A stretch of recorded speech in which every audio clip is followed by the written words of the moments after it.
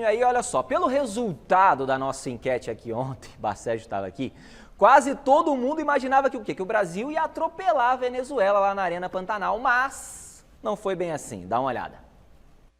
O Brasil pipocou! Na Arena Pantanal, o time de Fernando Diniz só empatou com a Venezuela e muito pela falta de pontaria, hein? O Neymar de fora da área.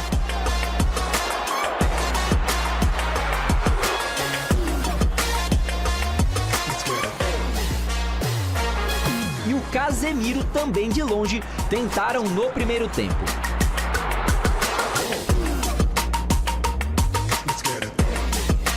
Na etapa final, depois de uma cobrança de escanteio do Neymar, o Gabriel Magalhães foi às redes. 1-0 Brasil.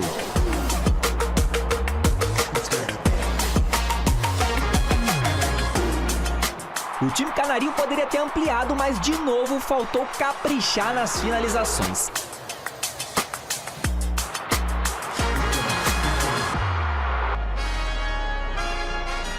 E aí veio a punição. Com muito estilo, o Belo anotou um golaço e definiu o placar. 1-1. Não achei que o time jogou mal, o Brasil, a gente criou chance para fazer o segundo, o terceiro, o quarto gols, a gente não fez. E a gente cedeu alguns contra-ataques que não devia, e no gol da Venezuela, principalmente, a gente falhou, uma coisa que não devia ter falhado. A gente podia ter ajustado melhor a marcação e não oferecer a chance do jogador finalizar. Mas eu não acho que a equipe fez na minha opinião, não fez uma partida ruim. A gente terminou mal algumas jogadas. No segundo tempo o time ficou um pouco mais espaçado, muito calor. E obviamente que em alguns momentos os jogadores sentem esse calor e também um pouco, em alguns lances, dificuldade do próprio campo. Daqui a pouquinho a gente vai escutar aqui a opinião do Garrafa, já está aqui comentando, o Bacérgio também, mas antes o mestre Alberto Helena Júnior assistiu atentamente ao jogo de ontem. Então pode rodar o quadro Olhar de Mestre. Grande paz para todo mundo.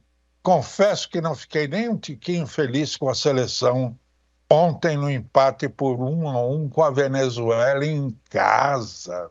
Por falar em tiquinho, bem que o Diniz poderia chamar o artilheiro do Botafogo na próxima convocação, assim como o Vitor Roque, um veterano e outro moleque. Sim, porque está faltando um centroavante efetivo nesse time. Nem o Richarlison, nem o Jesus dão conta do recado, né? Assim como a seleção carece de um meio armador de fato, alguém como Gerson, pois o Bruno Guimarães, apesar de tão badalado pela mídia, é um volante, é o mais do mesmo, nada criativo para exercer essa função. De resto é esperar que o time engrene o suficiente para pelo menos não perder diante do Uruguai, né? Abraços fraternos, pais! Abraço, mestre. Bom demais ter o senhor aqui com a gente, né? Garrafa, a gente comentava sobre isso. Agora eu quero saber o seu comentário, Osmar, sobre essa atuação do Brasil aí diante da Venezuela. Então, boa noite, Zé, boa noite, Bacérgio, boa noite a todos. Claro que eu respeito demais a opinião do Diniz, né? A opinião de todos, mas eu discordo da opinião do Diniz. Acho que o Brasil não foi bem. O resultado mostra isso, mas não só pelo resultado. O Brasil não teve profundidade, o Brasil não teve penetração, não conseguiu furar as linhas. A Venezuela veio para se defender, veio para jogar uma bola, isso não é erro. A coisa que me incomoda muito quando o jogador vem para a coletiva, tiveram dois times, um queria jogar e outro queria se defender. É estratégia. Futebol é um jogo de estratégias. A estratégia do mais fraco é se defender, jogar por uma bola. É uma estratégia. Está errado isso? Não é crime. É pela qualidade dos jogadores que tem a seleção brasileira em comparação que tem a Venezuela. O Brasil insistiu demais naquela bola alçada na área. O Neymar, eu vejo o Neymar sem competitividade contra a Venezuela. Isso me preocupa demais. Demais. Quando a gente vê que o Neymar não tem competitividade contra a Venezuela, eu fico imaginando quando vier bicho grande pela frente. E que vai vir agora na terça, né? Que vai vir. O primeiro. E o bicho pode aumentar mais ainda quando a gente fala em Copa do Mundo. Né? Na terça-feira é o primeiro grande desafio do Diniz. O Diniz vai ter, nessas eliminatórias, 4 jogos por fazer. 2 contra o Uruguai e 2 contra a Argentina. E nessas eliminatórias, qual é o objetivo da seleção brasileira? É terminar em primeiro, porque a Copa ela vai. Então é um campeonato, como se fosse um campeonato por pontos corridos, e o objetivo é ficar em primeiro. E o Brasil, ele deixa a primeira colocação quando joga em casa com a frágil Venezuela. Não é mais aquela Venezuela que era um saco de pancadas, mas ainda o Brasil tem que se impor, principalmente jogando dentro de casa. O Neymar muito abaixo, e me preocupa quando o Diniz vem com esse discurso de que realmente a seleção não fez um mau jogo. Ele não fez um mau jogo, mas aí ele mesmo completa. A seleção errou quando não podia errar. A seleção, nas oportunidades concluiu, não fez. Então, fez um mau jogo. Acho que é importante admitir isso, até para que possa ter uma evolução na partida contra a seleção uruguaia. Mas não gostei do que vi, foi um jogo modorrento. A data FIFA já, com todo o respeito, ela enche muito o saco, né? Atrapalha o campeonato, para. E aí a gente fica na expectativa desse jogo único para ver um jogo extremamente sofrível. O Neymar com caicai, Bacégio. Voltou aquele caicai, tentando cavar pênalti, reclamação, brigar, aquela briga que aconteceu no final do jogo, Neymar, muito esquentadinho. E aí depois veio aquela história toda, levou um saco de pipoca na cabeça. Enfim, ó, olha... O que você achou do saco de pipoca, ô Não dava pra estragar, viu? Não cabe, né? É uma agressão, independentemente do resultado, o torcedor tem todo o direito de vaiar, de ir, de manifestar seu descontentamento com o futebol da seleção brasileira. Agora, atingir um jogador com um objeto, um saco de pipoca, enfim, é algo que a gente tem que condenar. E o Neymar é aquele jogador que vem se mostrando cada vez menos paciente com algumas coisas que o jogador de futebol tem que lidar, tem que absorver e muitas vezes nem se manifestar. E o Neymar não tem mais essa paciência, ou pelo menos não está disposto a reconsiderar algumas coisas que em outros tempos ele já reconsiderou. Agora, falando especificamente sobre o desempenho da seleção brasileira contra a Venezuela, é lógico que a seleção brasileira vai criar oportunidades, é lógico que a seleção vai ter mais posse de bola, até porque a Venezuela entrou em campo com a proposta de se defender e jogar por uma bola. Só que o Brasil teve mais posse de bola, criou uma chance ou outra, mas não foi esse volume de jogo para o Fernando Diniz chegar na coletiva e falar que a seleção brasileira não jogou mal. Jogou sim. O Rodrigo não estava numa noite iluminada, o Vinícius Júnior toda jogada queria ir para cima, equivocadamente, às vezes não tinha espaço, o Neymar a mesma coisa. Então, é lógico, a seleção brasileira está com um estilo de jogo completamente diferente do que vinha tendo com o Tite, né? O Fernando Diniz é um técnico mais ousado, menos conservador, que preza pela ofensividade, só que tendo 2, 3 dias para treinar, não tem como você trabalhar como ele trabalha no Fluminense. E aí eu acho que o Neymar na seleção, gente, já deu, viu? A seleção parece que gira ainda em torno do Neymar. Troca-se o treinador, mas ainda continua a seleção tendo um dono que tem feito muito pouco por ela. Vocês não acham que a reação do Neymar foi um pouco descabida na hora da pipoca ali? Em todos os sentidos, ô Zé. Precisava aquela briga toda ali com os venezuelanos, ele para cima. Ele é o Neymar. É óbvio que ele vai ser caçado em toda a partida, é óbvio que ele vai ser provocado. E ele, inclusive, ficou uma preocupação se ele teria recebido ou não o terceiro cartão amarelo. E aí hoje checaram na súmula que ele não recebeu. Ele fez de tudo para receber, né? E o Brasil tendo um compromisso dos mais importantes. Dos 4 jogos que vai fazer nas eliminatórias, teste. E é o grande teste, dos 4 jogos, o primeiro é o próximo jogo contra o Uruguai. E o Neymar teve esse comportamento, um comportamento que não cabe a ele contra uma frágil Venezuela. O grande desafio do Fernando Diniz, na minha opinião, vai ser tentar manter o Neymar motivado, querendo chegar na Copa, querendo ajudar a seleção brasileira, porque o que o Neymar nos passa hoje é um jogador que já está no limite, que não está mais disposto a aguentar certas coisas que fazem parte da carreira de um jogador de futebol. E agora, em relação ao estilo de jogo, os próprios jogadores citaram isso nas entrevistas. O Tite trabalhava de uma maneira completamente da do Fernando Diniz e com pouco tempo para treinar nas datas FIFAs, é muito difícil já absorver tudo que o Fernando Diniz quer implementar na seleção brasileira. É diferente do Fluminense, que ele treina diariamente com os jogadores. Isso vai ser assim com o Fernando Diniz, com o Guardiola. Mas sem novidade, são treinadores com trabalho mais autoral e mais complexo. Mas sem novidade. O técnico da seleção só vai poder trabalhar mesmo nessa data FIFA aí. E, aliás, por falar em data FIFA, né? O Diniz, que nesse período deveria estar dirigindo o Fluminense, acertando o Fluminense. Mas isso aí já foi resolvido lá atrás, ué. Deveria estar... Não Se tá com os dois... Mas vai falar o quê? O cara tá na final da Libertadores, pô. Mas Pois tudo bem. Depois, vamos ver. Temos um recadinho então para dar isso, diretor, aí sobre o troféu Mesa Redonda. Então, olha, atenção, atenção. Quero lembrar você aí de casa que a votação para o troféu Mesa Redonda está aberta. Acesse então troféumesaredonda.com.br e dê a sua opinião. Quer ser um dos escolhidos para assistir de pertinho a gravação e ainda tentar ganhar uma camisa oficial aí do seu time do coração? Então acesse lá o site, vote, participe do nosso concurso cultural, que você pode entrar pelo QR Code que também está aparecendo aqui na sua tela. Onde está o QR Code? Aqui, ó. O QR Code está aqui. Entra lá no QR Code, dê a sua opinião sobre os melhores jogadores da temporada e no final da votação você segue aí todas as instruções para participar e tentar ser escolhido para vir aqui, ó, no prédio da TV Gazeta da Fundação Casper Líbero para participar da nossa gravação do Troféu Mesa Redonda, tá bom? E olha só, a Marina Buffon, minha amiga, chegou para a conversa para trazer as informações do Palestra do Palmeiras. Boa noite, Marina. O Abel Ferreira, então, está perto de ter novidade para o time, minha amiga?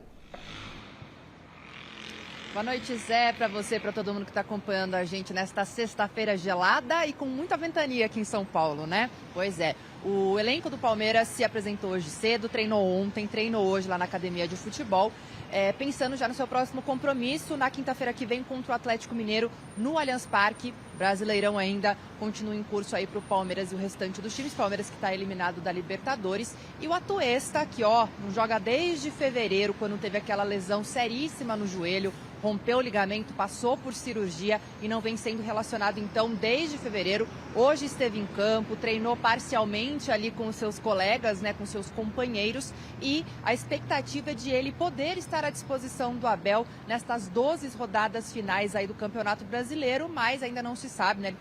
Ele continua em transição física. Vamos ver aí nas próximas semanas se ele de fato se recupera 100% e volta a ficar à disposição do Abel. Lembrando que o treinador português não tem 4 jogadores nesta data FIFA justamente por conta dos jogos aí das eliminatórias, né? O Rafael Veiga, que ontem ficou no banco de reservas pela seleção brasileira, depois até do jogo foi ali visitar o Daverson que mora em Cuiabá, né? O jogo foi na Arena Pantanal, ele que foram companheiros ali no Palmeiras, foi lá, encontrou o Daverson. Também não tem Gustavo Gomes, que ontem ele é capitão, né, também da seleção, e ontem esteve no jogo aí que acabou perdendo para a Argentina. O Piquerez, que esteve no empate do 2-2 contra a Colômbia, do Richard Rios, que fez sua estreia ontem, então aí. O Piquerez jogou o primeiro tempo, saiu no intervalo, Richard Rios entrou no segundo tempo, ali por volta dos 20 minutos, não jogaram um contra o outro, mas aí os 4 selecionáveis do Palmeiras, apenas o Rafael Veiga não esteve em campo. Aí eu quero perguntar para vocês, além de Palmeiras, né? Rafael Veiga deveria ter entrado? Pois é, Marina, você estava lendo os nossos pensamentos aqui, não sei se você estava escutando no ponto, porque a gente estava falando exatamente sobre isso aqui, se o Veiga deveria ter uma chance ou não na seleção. Como é que você vê essa questão, Garrafa, aí? O Veiga deveria ter tido uma oportunidade? É o que eu estou falando, né? O Neymar deu provas ontem que não merecia ter complementado aqueles 90 minutos ou pouco mais de partida, mas ele é o Neymar, parece que é o dono da seleção, o Diniz parece que está se rendendo a isso. E aí tendo outras opções, até porque essas eliminatórias, tirando aqueles 4 jogos que eu falei, tem que se utilizar essa eliminatória para você poder rodar esse pessoal, para poder tentar achar um time. Mas o Brasil nem isso está fazendo, então é lamentável, né? E o Bacete, só não sei nem o que você vai falar, mas o Abel queria reforço, aí o Atuesta reforço, voltou. Olha que reforço bom. Bom, vamos aguardar, né? Quem sou eu para jogar antes da hora. Mas agora, em relação ao Veiga, eu não creio que o Veiga teria feito tanta diferença para o Brasil contra a Venezuela, porque coletivamente o Brasil não estava bem. Não seria a entrada do Veiga que iria fazer esse time jogar e conseguir a vitória. Eu não acho que o Veiga seria o cara para decidir uma partida. Mas vamos ver agora contra o Uruguai terça-feira, né? Mas acho que nem tanto resolver a partida, é a gente poder sentir, ele precisa ter um pouco de rodagem com a camisa da seleção, Sérgio. O Veiga, a gente já reclamava lá atrás da ausência dele. A coisa não está funcionando, dá oportunidade para o cara tentar mudar alguma coisa, criar alguma alternativa. Acho que poderia ter. Mas hoje o Veiga está mostrando futebol para ser titular da seleção brasileira? Mas aí da seleção você pode tirar uns 3 aí que nem merecia estar aí. Que 3? Vamos lá então, vamos começar. Não vou desconvocar ninguém, já estão convocados aí. Mas... O Veiga não está na sua melhor fase, né? Já viveu fases melhores. Exato, ele já teve uma fase bem melhor. E que nessas fases ele não era convocado. Exatamente. E hoje ele está numa fase não tão boa e tem Mas se está no grupo, é um jogador de qualidade, você poderia ter experimentado. O Brasil esteve mal ontem. O Brasil esteve mal aí, ó. Tá aí o Neymar, ó. E aí o Danilo se machuca, o Diniz já Não tem é? que queimar uma substituição, Entendeu? agora já tem que convocar outro jogador para a vaga do lateral direito. O Fernando Diniz tem tido muito problema também com lesões de jogadores, de cortes e ter que convocar outros atletas em cima da hora. Isso tem sido um probleminha nesse início de trajetória dele na seleção brasileira. Mas claro que também não justifica essa oscilação contra um adversário tão inferior. Tá no pacote, Bacérgio. Tá no A gente pacote. sabe que seleção brasileira não há tempo para treinar, treina no avião. Então, quando você vem com uma proposta totalmente diferente, como é a do Diniz, você tem que pensar na hora de trazer um treinador. Não se há uma sequência de trabalho. Tudo bem, a seleção brasileira ela não atingiu o objetivo na Copa do Mundo, mas você parece que joga e começa de novo, do zero. Esse é o problema. E sabe o que é curioso? A seleção brasileira, ela fica anos com o Diniz, né? 2 Copas do Mundo com o Tite, perdão. E aí ela passa para o Fernando Diniz, que tem um estilo de jogo completamente diferente, mas que também tem prazo de validade, essa permanência do Fernando Diniz. E do Fernando Diniz vai para um outro técnico completamente diferente, que é o Ancelotti. Você não tem uma... Não, acho que vai. Você não tem uma linha de coerência. Você passa de A para B para C, um não tem nada a ver com o outro. Então é realmente desafiador. Eu estou curioso para saber os rumos da seleção brasileira nesse próximo ciclo aí, porque o bebê tá cada hora no braço de um, né? E aí, bebê no braço de cada um, aí é complicado, que eu falo para vocês por experiência. Hein? Aí eu não... Olha só, a gente vem falando muito aqui sobre reformulação no Corinthians. Então hoje o papo com o Thiago Salazar vai ser sobre o sistema defensivo. Boa noite, Salazar! Vai ser caro para o clube manter o Lucas Veríssimo para a próxima temporada aí, meu querido? Fala, Zé. Boa noite para você, para todo mundo que está acompanhando o Gazeta Esportiva. Vai ser caro, né? A gente teve uma informação que veio lá de Portugal. Segundo o jornal A Bola, se o Corinthians quiser ficar com o Lucas Veríssimo após o contrato de empréstimo, lembrando, Lucas Veríssimo está emprestado ao Corinthians junto ao Benfica até a metade de 2024, até 30 de junho de 2024. Já tem muito corintiano preocupado, porque o cara veio, assumiu a titularidade, tem jogado bem, mas e para ele continuar? Para ele continuar, segundo o jornal A Bola lá de Portugal, o Corinthians vai ter que desembolsar 10 milhões de euros, o que hoje é equivalente a cerca de 53 milhões de reais. Eu vou passar a bola para vocês debaterem se o Lucas Veríssimo vale esse investimento do Corinthians, mas quero fazer um adendo aqui. É bom a gente lembrar que o Corinthians vai precisar provavelmente reformular todo o sistema defensivo. O Rafael Ramos e o Fagner têm contrato, mas ninguém tem certeza se os dois vão ficar, muita gente achando que eles têm que dar a área. Do lado esquerdo, Fábio Santos vai se aposentar. Na zaga, vai acabar o contrato do Gil, vai acabar o contrato do do Caetano. Em tese, só o Caetano e o Lucas Veríssimo vão ficar para 2024. Vou corrigir. Vai acabar o contrato do Gil e o contrato do Bruno Mendes. Então é o seguinte, vai precisar gastar dinheiro, porque não dá para compor só com os jogadores da base, correto? Vale gastar os 10 milhões de euros para segurar o Lucas Veríssimo? Aí é com vocês, daqui a pouquinho eu volto para a gente falar do debate que vai ter aqui no... Beleza, Salazar, daqui a pouquinho você volta. E aí, ô Garrafa, vale gastar 10 milhões de euros para ficar com o Lucas Veríssimo? Eu lá pelo dia 6, 7, eu costumo fazer as minhas contas, né, para ver como é que eu fecho. Quando cai 10 milhões de euros na sua conta, né? Para ver como é que eu fecho o mês, onde eu tenho que gastar ou não tenho que gastar. É um problema do Corinthians. Eu vou analisar tecnicamente. É óbvio, a gente mostrou no Mesa Redonda, e a gente mostrou aqui no Gazeta Esportiva, recentemente, com a chegada do Mano, que da defesa do Corinthians, a única novidade é o Veríssimo. O restante são jogadores que estão na defesa do Corinthians há quase 10 anos. Bom, então eu vou analisar tecnicamente. Eu não sei como é que o Corinthians vai fazer essa equação, mas você tem que ficar com o Veríssimo. Tem que tentar ficar com o Veríssimo. Você não vendeu o Murilo? Vendeu. Não sei, faça as contas lá. Eu não gosto de trabalhar com dinheiro de ninguém. Porque custa 10 milhões. Não fui eleito, não vou ser eleito, não sou candidato do Corinthians para resolver esse problema. Eu estou pensando que tecnicamente, ele é um bom jogador. O Corinthians não abriu mão do Murilo? Vendeu? Então agora você tem que ficar com alguém, você vai vender ele também. O problema não está em dispensar o Veríssimo, não renovar o contrato com ele, não acertar uma compra. O problema é que o Corinthians tem que mexer na sua defesa. E talvez a única peça que pode ser titular absoluto na defesa do Corinthians hoje é o Veríssimo. Porque os outros estão passando por um processo aí de que devem deixar o clube, como disse o Salazar, Bruno Mendes. o lateral esquerdo do Fábio Santos vai encerrar a Santos. carreira. Sim. O Gil, é verdade que nessa reta final aí O Gil... vem se entregando bastante, o Fagner está muito abaixo, o Veríssimo está dando conta do recado. É bom tentar segurar o Gil, ou Bacete?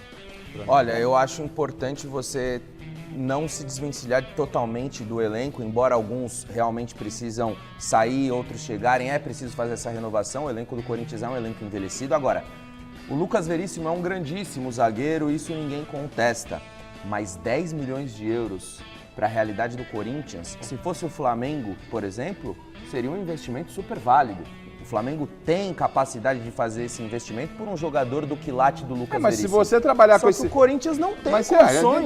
então pode fechar. O problema é esse, tem que se virar lá, cara, porque senão você vai fazer o Corinthians como, Bacete? precisa começar a fazer o seu dever de casa para daqui 5 anos, O que é daqui ter- no longo prazo, poder que fazer 5 uma anos? contratação. Que 5 anos? Agora você do tá de Lucas brincadeira. Veríssimo. A torcida Mas do que Corinthians 5 não vai anos? aguentar. 5 anos. Tá aí o São Paulo, que demonstrou. O São Paulo tá com o Pires na mão também no aspecto financeiro, montou um time e foi campeão. Não tem esse Mas tempo. pera lá, Você quer Garrafa, falar pra pera torcida lá. do Corinthians Mas- 5 anos Mas, pra Garrafa, resolver? O que é isso? Fiel não aguenta, hein? Ó, desde que a atual gestão do São Paulo, você comparou com o São Paulo, desde que a atual gestão do São Paulo assumiu, a prioridade foi focar nas contratações que são boas e baratas, no jogador bom e barato.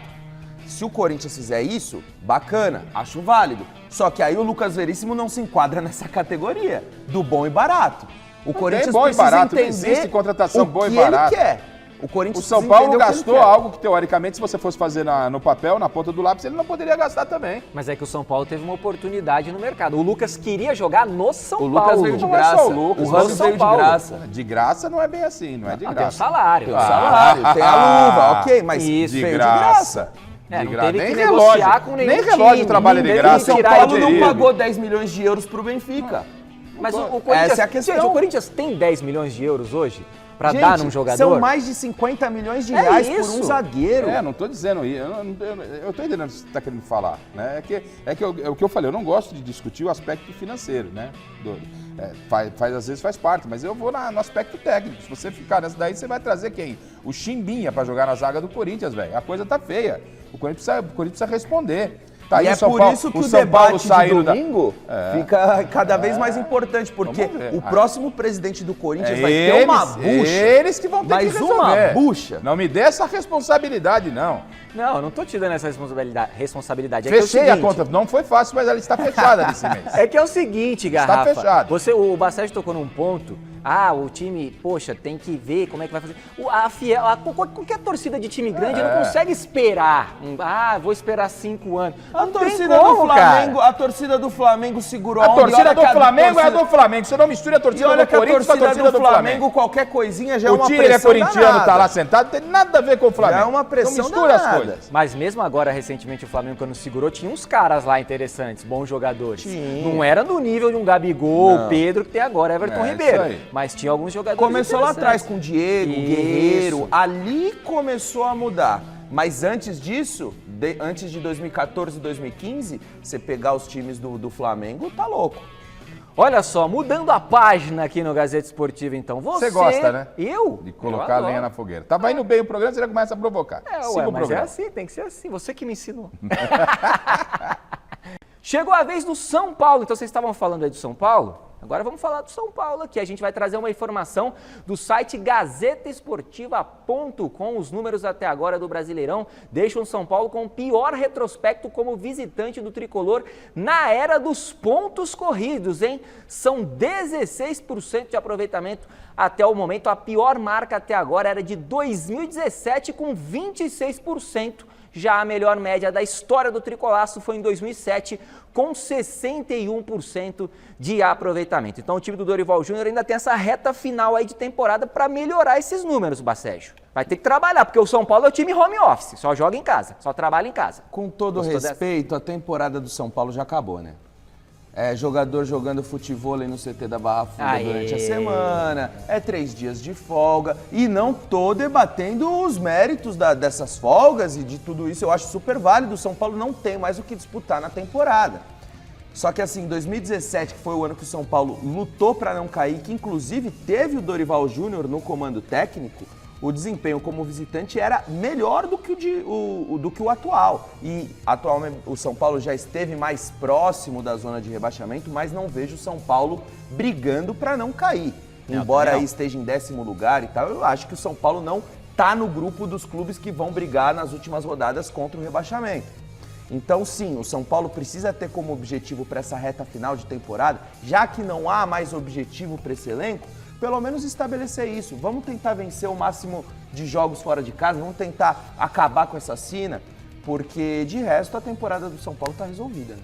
Futebol é resultado, eu sempre disse isso aqui. É competição e resultado. E o São Paulo, ele garantiu um título. Ele entregou o resultado. Ele garantiu o título da Copa do Brasil, era o título que lhe faltava. Ele teve um retorno financeiro. Ele está praticamente se afastando aí da zona de rebaixamento, dificilmente vai ser rebaixado. É isso. Aí vem, né? Aí vem o José Paes na reunião de pauta e traz essa informação, né? Dos números do São Paulo como visitante, vamos fazer um VT sobre isso. Os números são claros. Né? Os números são claros, mas o número mais claro é que o São Paulo pegou o Flamengo, ganhou no Maracanã, empatou aqui e foi campeão. É isso que importa na temporada. Não importa como visitante o raio que o parta. Ele foi lá e como visitante na Copa do Brasil, é verdade que foi Copa do Brasil, ele ganhou do Flamengo lá dentro e do Palmeiras. Então o São Paulo é o melhor paulista dessa temporada? Tem o melhor desempenho? Essa é uma boa pauta. Você gostou? Isso foi bem agora, hein? É a diretora que me falou. Aí, você tá vendo, né? Você tá vendo? Só podia ser mesmo. Falei que eu tinha boa perspectiva do programa hoje. É verdade, é verdade. Falei. Quem é a primeira força do futebol paulista atualmente? Então você vai começar respondendo a sua pergunta. Ou é São Paulo? Mas então vai, não é então força, qual que é? não, mas é como a diretora falou, a Lê falou aqui. Eu tô com ela. O de melhor desempenho dos paulistas, quem teve foi o São Paulo. Nessa temporada meteu foi o caneco lá, eu acho que fica entre São Paulo e Palmeiras. Agora, Palmeiras por quê? Você bota seu dinheiro no Palmeiras ou no São Paulo num clássico? São Paulo. Entre Palmeiras e São Paulo. São Paulo. É difícil. Eu não vou colocar meu dinheiro porque eu já fechei o mês. Já falei pra você que eu nem tenho dinheiro pra colocar. Mas. Calma que tá chegando dia 20 aí. Mas aí você tá empenhado. Mas e aí, é o melhor desempenho do São Paulo? Melhor desempenho é o São Paulo. Osmar Garrafa, o São Paulo é a primeira força do futebol paulista atualmente? Primeira força. O melhor desempenho, quem teve o melhor desempenho foi o São Paulo. Você falou que o Palmeiras ganhou o Campeonato Paulista. Ganhou a Supercopa. Dá pra Perdeu pro Santos agora. Dá pra clássico. Gente, olha, tá o maior buchicho do Palmeiras, a Leila brigando com o Paulo Nobre, o Avião e os Cambau A4. O Palmeiras, não. O time da hora, nesse momento, entre os paulistas, é o São Paulo. Quem tá podendo dar presentinho pras crianças do CT, quem tá podendo jogar futebol é o São Paulo, gente. Eu concordo. Qual o problema de admitir isso? Tem que admitir. Não, nenhum problema. Mas não é, porque não, é o Palmeiras. Olha a confusão que tá o Palmeiras. Olha a confusão que tá o Palmeiras. E quem criou a confusão não fui eu. Foram pichar lá a Crefisa, né? A presidente aí ficou irritada. Essa história de melhor elenco do Brasil já não existe mais. E o Rames? Hoje o Palmeiras tem um bom time, mas não tem um elenco pra bater de frente com o Flamengo, com o Atlético Mineiro. Dentro disso, olha só, você aí de casa já tá com saudade de assistir o seu time do coração, né? A data FIFA parou o Brasileirão para as eliminatórias da Copa do Mundo e com isso os times ganharam tempo aí para se ajustarem antes da sequência da temporada. Então vamos conferir qual que é a situação de São Paulo, Palmeiras, Corinthians durante esse período. Pode rodar. Alô, Palmeiras! Data FIFA não é semana de saco cheio não, viu? É hora de aliviar a tensão.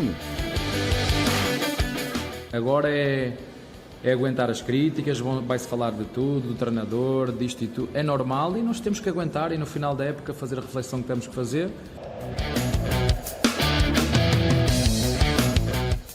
Momento para refletir sobre as derrotas que abalaram o ambiente na academia.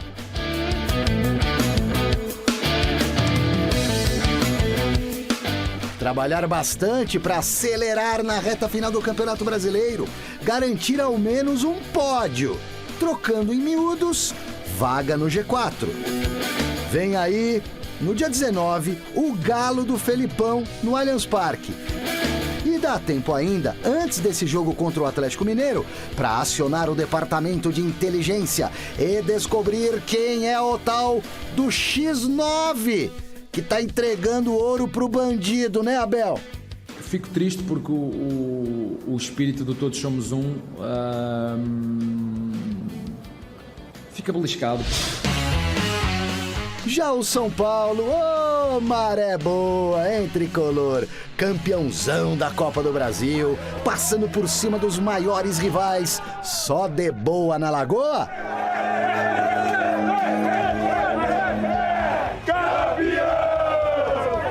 Libertadores à vista para 2024 e missão cumprida na atual temporada?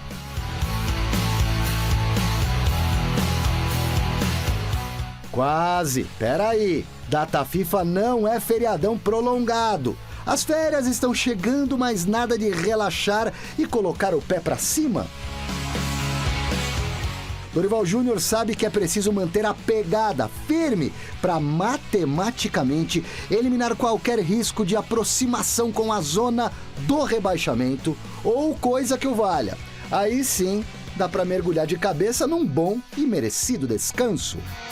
Uma vitóriazinha diante do Goiás fora de casa, dia 18, cairia bem para o Clube da Fé.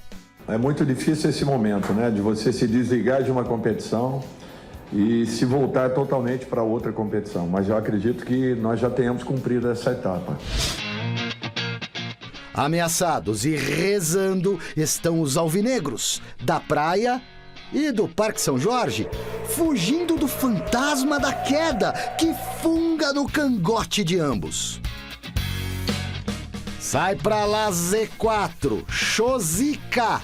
Marcelo Fernandes deu uma injeção de ânimo nos meninos da Vila. Santos vem reagindo, 3 vitórias seguidas, uma no Clássico da Saudade. Esses 3 pontos aí conquistados frente ao Palmeiras, convenhamos, talvez não estivessem nas contas. Bye bye, zona da confusão, por enquanto. A meta é seguir remando. Certo, né, Peixão Maravilha? Logo, logo encara o Touro Louco, vice-líder do Brasileirão, o Red Bull Bragantino, dia 19, no Alçapão. Morrer na praia, nunca.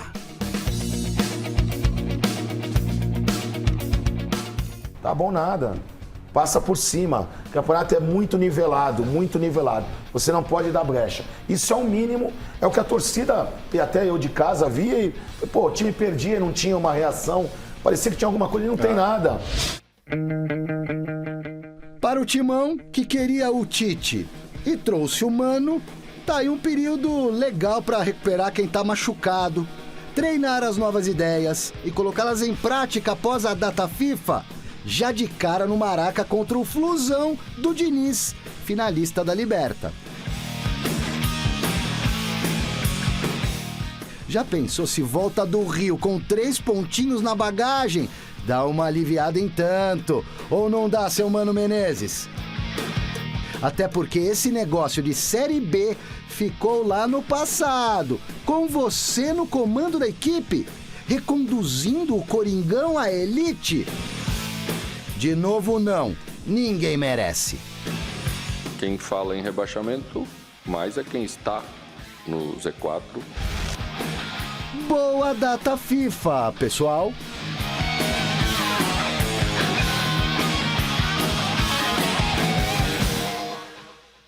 Pois é, estamos no meio da data FIFA. E quem que pode aproveitar melhor esse período, Garrafa, na tua opinião? Eu acho que, assim, o Santos, ele pode aproveitar de um momento muito bom, porque eu até perguntei para o Marcelo Fernandes domingo no Mesa se podia quebrar o embalo, né? O Santos vem de 3 vitórias e tal, se ia ser ruim. Ele falou que não, ele falou que era importante em função de jogadores lesionados, jogadores que estavam saindo para a data FIFA, então a parada acabou sendo boa. Para o Santos pode ser uma boa, porque o Santos ele para, né, nessa janela, mas ele para tranquilo, já o Corinthians para pressionado. O São Paulo para uma turbulência aí, o presidente está arrumando confusão o tempo inteiro com a torcida do Palmeiras, me desculpe. E o São Paulo está na tranquilidade, no planejamento. Então, dependendo do ângulo que você possa olhar, quem está mais tranquilo nessa janela é o São Paulo, né? Mas para o Corinthians ela pode ser importante, pelo aspecto da chegada do Mano e quem sabe aproveitar esse período aí, recuperar jogadores e tentar implantar alguma coisa para ver se o Corinthians consegue jogar alguma coisa. Porque o Corinthians não joga nada faz tempo, para desespero do Chico Lang. Essa intertemporada, né, durante a data FIFA, para mim vai ser mais importante para o Corinthians, justamente pelo que o Garrafa falou. O Corinthians não joga bem, não melhorou com o Mano Menezes e a gente nem julga porque o Mano Menezes teve pouquíssimo tempo para trabalhar, já pegou tudo em andamento, pegou o bonde andando, né? E o Mano pode dar uma melhorada, pode trabalhar mais detalhadamente alguns aspectos, aquilo que ele pretende implementar no Corinthians. É um jogador que conhece o clube, é um treinador que conhece o clube, já trabalhou com muitos dos jogadores que formam o atual elenco do Corinthians, mas tem muita coisa que não foi trabalhada pelo Luxemburgo. Muita gente falava que o Luxemburgo não comandava treinos intensos, o time não treinava muito e agora com o Mano Menezes a tendência é que isso mude. Inclusive os relatos de quem esteve no CT essa semana foi de que as atividades comandadas pelo Mano Menezes têm sido muito mais intensas do que as do Vanderlei Luxemburgo. O Salazar mencionou exatamente isso ontem aqui no programa, né? E olha só, a gente falou aqui que o objetivo mais próximo do Palmeiras agora é uma vaga na Libertadores da América do ano que vem. Mas tem gente no Verdão que ainda não desistiu do título. É isso, Marina? Você tá aí, minha amiga? Como é que é essa história? Pois é, né, Zé? Antes ali, o Abel Ferreira mesmo falando que o Botafogo já é campeão, mas o discurso tá mudando um pouquinho, pelo menos pro Zé Rafael. Zé Rafael falou ontem, depois do treino ali do Palmeiras, ele afirmou que agora são 12 finais. Vamos ouvir rapidinho o que ele tá falando e depois eu falo para vocês quais são essas 12 finais. Ninguém esperava estar passando por isso agora. A gente se preparou muito para a gente alcançar o nosso objetivo, que era chegar na final da Libertadores. E, infelizmente a gente não conseguiu e eu acho que é normal que a gente se sinta um pouco abatido nessa situação, justamente pelos planos e pelas metas que a gente tinha traçado. Então a gente também teve um clássico onde a gente não teve muito tempo para assimilar a nossa derrota e, como eu falei, a gente acabou sentindo muito essa eliminação, mas passado isso agora a gente volta a trabalhar, a focar no nosso trabalho e temos ainda 12 finais e é claro que a gente tem ainda o objetivo de ser campeão, mas o objetivo principal também de manter a nossa vaga na Libertadores para o ano que vem. Então, aí 12 finais do Palmeiras, lembrando que o time vem passando um dos piores momentos aí em relação a resultados nesta era Abel Ferreira. São 5 jogos sem vitórias. São os 2 jogos contra o Boca, os 2 empates e a consequente eliminação nos pênaltis por Boca Juniors na Libertadores e 3 derrotas seguidas no Brasileiro, contra o Grêmio, Red Bull Bragantino e no último domingo contra o Santos. Com esses resultados, o Palmeiras agora está na 4ª posição, a 11 pontos do líder Botafogo. São 12 rodadas, é verdade, mas tem que suar bastante, né? Vamos colocar na tela aí quais são os 12 jogos, as 12 finais do Palmeiras aí nesse Campeonato Brasileiro, então.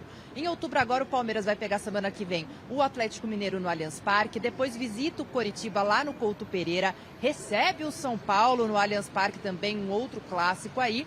E por fim, em outubro, recebe o Bahia também, são 3 jogos em casa, importantíssimo. Novembro e dezembro, fechando o Campeonato Brasileiro, o Palmeiras visita o Botafogo, um duelo direto aí pela sala de liderança, dependendo desses resultados que tivermos nos próximos jogos. Depois recebe o Atlético Paranaense, visita o Flamengo, recebe o Internacional e ainda tem os jogos contra Fortaleza, América Mineiro, Fluminense e fechando o Campeonato Brasileiro, o Cruzeiro. Esses são os jogos aí do Palmeiras, essas 12 finais do Brasileirão do Palmeiras e quero saber de vocês, dá para correr atrás desse título ou será apenas, entre muitas aspas, aí essa vaga para a Libertadores no ano que vem, gente? Marina, eu tava fazendo umas contas aqui, o Palmeiras vai fazer 20 pontos, Garrafa, desses daí. O que você acha? Mas não faz diferença nenhuma. O Abel não falou lá na Libertadores, o campeonato já estava decidido, que tinha acabado o Brasileiro? É treinar agora, é treinar. Treinar pra o Abel que falou, não fui eu. Não, então, mas treinar pra quê? Tem que terminar no G4. Porque ele quiser. Tem que terminar no G4. O Palmeiras não se pode dar o luxo de disputar uma pré-Libertadores. Imagina dar uma zebra aí e o Palmeiras cai na pré-Libertadores logo no início do ano, compromete a temporada inteira. Ô Bacégio, a questão é a seguinte, porque lá atrás aconteceram equívocos, né? A gente dizia que qual a garantia que você tem que você vai disputar um jogo importante na Libertadores? Por que contra o Bragantino preservou tanta gente? Nesse jogo não deu para entender. Entendeu? Então, Sabe? Aí depois, porque a vaga, os caras disputam, brigam, se matam pra vaga na Libertadores. Depois não tem time pra jogar. Não é o caso do Palmeiras, mas, sabe? Tem que, o calendário não tem Campeonato Brasileiro, não tem Copa Libertadores. Tem que trabalhar com muita força. Eu acho que o Palmeiras abriu mão muito cedo do Campeonato Brasileiro. Agora vem com esse discurso de 12 finais, correr atrás de título. O Palmeiras teve chance de ir atrás do título e não foi atrás do título quando podia ter ido. Mesmo com a Libertadores correndo atrás. Você não precisa colocar todos em campo, mas você mantém uma espinha dorsal. Teve momentos de até o Everton ter sido poupado de forma desnecessária. Agora, querer correr atrás, me convencer, 12 finais. Não, briga lá pelo G4 que tá de bom tamanho. E vai resolver lá os muros da Crefisa lá, arrumar uns pintores aí pra pintar, porque a presidente ficou brava. É engraçado que esse ano nenhum dos grandes favoritos ao título brasileiro priorizaram a competição, todos foram dando mais preferência aos mata-matas, né, os clubes grandes, e aí você permite que o Botafogo, que é um clube grande, é verdade, mas ninguém imaginava que seria campeão, ninguém imaginaria que lideraria o campeonato por tanto tempo, você dá chance para um Botafogo liderar a competição, você dá chance para um Red Bull Bragantino ser o vice-líder. O Palmeiras hoje está fora do G4, que era impensável no início do campeonato. Exatamente. Então, esse Campeonato Brasileiro tá curioso, tá gostoso de acompanhar. Fechamos o giro de repórteres, então, com o Thiago Salazar. Salazar, domingo, a gente tem falado aqui, não tem jogo, mas tem algo muito importante. Não é isso, meu querido? Olha, José Paes, para o Corinthians, se duvidar, mais importante do que o próximo jogo do time comandado pelo Mano Menezes, porque vai ter o debate entre os candidatos à presidência do clube pela primeira vez na história na televisão e, claro, vai ser aqui na TV Gazeta, imperdível. Domingo, a partir das 9 horas da noite, no Mesa Redonda, comandado pelo nosso grande Osmar Garrafa, a gente vai ter o André Luiz Oliveira, famoso André Negão, como candidato da situação, debatendo contra o Augusto Melo, candidato da oposição. Uma eleição que nesse momento aparenta um grande equilíbrio entre os apoios internos, e eu digo internos, porque é importante o telespectador saber. Quem tem direito a voto são os sócios remidos e os sócios patrimoniais, aqueles sócios lá do Parque São Jorge. Não é o fiel torcedor, nada disso. Isso é até um assunto para debate, inclusive, né? E ali, normalmente, fica entre 3 mil e 4 mil o número de votos no pleito que deve acontecer dia 25 de novembro com urna eletrônica, uma urna do TSE. A urna do TSE deve fazer parte desse pleito lá no Corinthians. E não é só para presidente essa eleição, não, né? A gente ainda vai ter 8 chapinhas eleitas, chapinhas que é assim que o pessoal chama lá no Parque São Jorge, cada chapa com 25 integrantes, eles vão compor o próximo Conselho Deliberativo do Corinthians para o próximo triênio. Lembrando que o próximo presidente assume em janeiro de 2024 e devolve para o presidente seguinte em dezembro de 2026. Ou seja, imperdível eleição presidencial no Corinthians e o debate no Mesa Redonda domingo a partir das 9 horas da noite. É isso, Salazar, é isso. Obrigado aí pelas suas informações.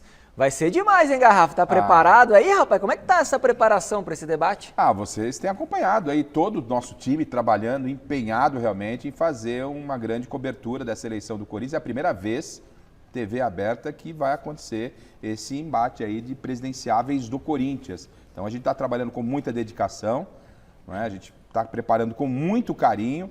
E a gente espera que o bicho vá pegar fogo no próximo domingo, sim, porque há um interesse muito grande da torcida corintiana, os colegas jornalistas que acompanham o Corinthians, todo mundo querendo saber o que vai acontecer. Ainda mais numa eleição tão equilibrada como vai ser a desse ano. O que se comenta, né? A gente não sabe o que se comenta, que há um equilíbrio muito grande. Porque quando você conversa com um lá dentro do clube ou outro, como é que vai ser barbada? Não tem barbada não, tá muito acirrado. O próprio Andrés, quando esteve aqui no Mesa, falou que realmente o quadro político esse ano está um quadro muito equilibrado e a gente vai ver como é que vai acontecer.